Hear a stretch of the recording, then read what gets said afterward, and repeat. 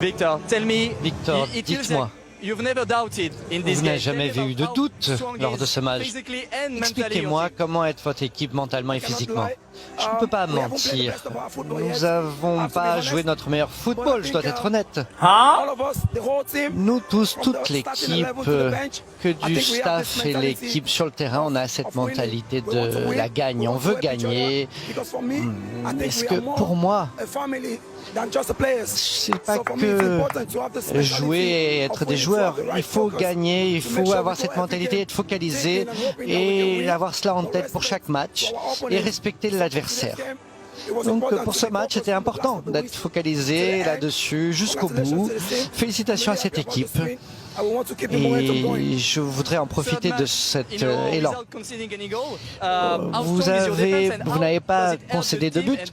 Comment est la défense et comment vous pouvez être capable de jouer un foot de ce genre? Je dois féliciter mes défenseurs.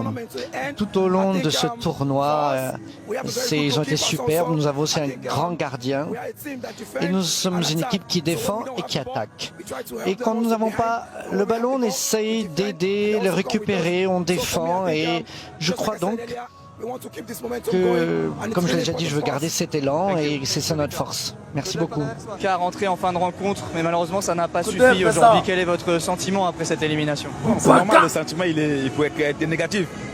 Malgré qu'on a commencé cette compétition un peu plus compliquée, vous avez vu la suite. C'était pas évident, mais j'ai solé quand même l'état d'esprit de mes coéquipiers. Malgré qu'on a vécu des moments difficiles, quand même, ils ont essayé quand même de basculer la tendance. Mais aujourd'hui, on a trouvé un adversaire encore plus coriace. Et vous savez que le Nigeria, c'est notre bête noire. Donc, avec le Nigeria, c'est un peu compliqué. Ils ont gagné. Et vraiment, il n'y a pas que du négatif. Les coachs ils vont essayer de travailler ce qui est positif et ce qui est négatif. Et ce qui est négatif, on va essayer d'améliorer pour pouvoir nous améliorer pour la prochaine compétition, pour les prochaines séances qui sont devant nous. On voit que vous êtes déjà porté sur la suite. Quel est le bilan de cette compétition pour vous? Ouais, et vous savez, le Cameroun, quand le Cameroun vient dans une compétition, nous on a toujours montré une image tellement positive dans toutes les compétitions que nous jouons. Et malheureusement aujourd'hui, les choses ne sont pas passées comme il se doit. Donc il y a quand même des regrets parce qu'on souhaitait aller plus loin. Malheureusement, c'est le destin qui a décidé. Il faut l'accepter aussi. Et on va être spectateur maintenant de la CAN. Merci beaucoup, Vincent. Merci. Frère, vous avez goûté les deux leaders. Vincent Baka, il a une déchirure derrière la cuisse. Donc, c'est ce qui a fait qu'il ne jouait pas en temps plein. Mais après la défaite, il a fait ce qui m'a plu chez lui. Il a fait un post sur Facebook. Il a dit, je suis rentré à la 80e minute. J'ai voulu marquer, mais je suis désolé. Je n'ai pas pu marquer pour vous faire gagner. Il dit, il est désolé. Il prend ses excuses au peuple camerounais. Ça m'a beaucoup touché. Il est humble. Et c'est ça, les vertus d'un leader. Lui, là, il peut envoyer l'équipe du Cameroun loin. Ça, c'est une réalité. Maintenant, vous avez écouté Osimhen. Il dit, ils ne sont même pas encore à leur 100%. Ils ne sont pas encore à 100% de leur capacité. Et c'est vrai, quand tu regardes dans les faits, c'est vrai. Leur premier match contre la Guinée équatoriale, ce n'est pas le même jeu qu'ils ont déployé face à la Côte d'Ivoire. Ils ont mieux joué face à la Côte d'Ivoire que face à la Guinée équatoriale. Et ils ont mieux joué face au Cameroun que face à la Côte d'Ivoire. Donc, ils évoluent. Et c'est que Osimhen là, le cas d'Osimhen là, c'est un cas d'école. Il faut qu'on en tire des leçons. Osimhen là, il a une fracture crânienne. C'est-à-dire que l'os de sa tête là, de son crâne là, ça a été fissuré un peu. Vous comprenez? C'est pourquoi il porte un masque de Zorro là. Vous comprenez un peu? Mais quand il a eu ça là, mais il pouvait être abattu mentalement. Mais il a été meilleur joueur 2023, meilleur joueur africain 2023. Avec ça. Frère, non. Je crois qu'il joue à Lazio. En tout cas, il est dans le championnat italien. Mais il est nerveux. Et là-bas, dans le championnat, c'est un chasseur de but. Là-bas, là, il marque pour marquer. Vous avez vu l'occasion qu'il a eue avec l'autre gars, là, avec le défenseur camerounais, là. S'il était en club, là, il allait essayer de marquer. Mais comme il est en équipe, Il veut faire briller ses autres camarades. C'est ça qu'il a dit, l'esprit d'équipe. Lui, il veut gagner. La gnaque, la compatibilité, le dévouement, la détermination dans tout ce qu'il fait. Et c'est ça que l'Afrique doit retenir comme leçon. Quand on tombe, c'est pas fini. Il faut se relever, se redresser, commencer à marcher la tête debout, le torse pompé et marcher de l'avant. Aller de l'avant. Ça, c'est une leçon. Nous, aujourd'hui, jeunes Ivoiriens et Africains, on dit oui, les Ivoiriens sont dans le buzz. Les Ivoiriens sont comme ci. Les Ivoiriens sont comme ça.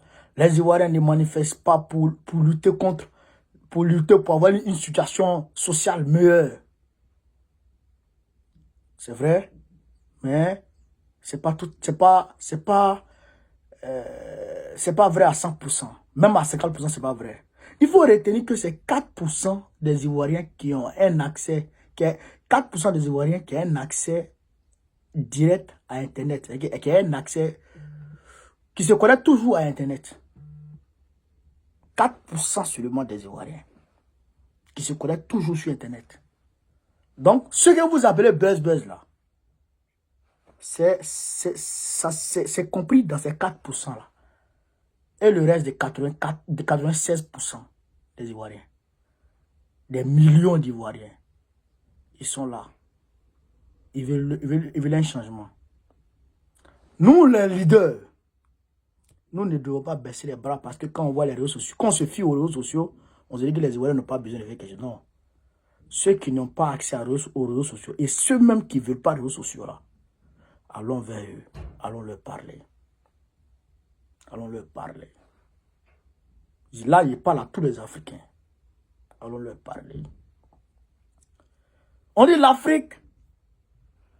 Les Africains sont comme ci, les Africains sont comme ça. L'Africain ne fait rien pour s'en sortir. C'est faux. C'est faux. C'est vrai que on a été marginalisé. On a été bestialisé avec l'esclavage, brutalisé avec l'esclavage, brutalisé avec les travaux forcés. Mais ce n'est pas la fin du monde. Il faut qu'on se lève, qu'on regarde devant, qu'on avance. Il faut qu'on se lève, qu'on se relève, qu'on regarde devant et qu'on avance. Le complexe, il faut qu'on se débarrasse de ce complexe d'infériorité.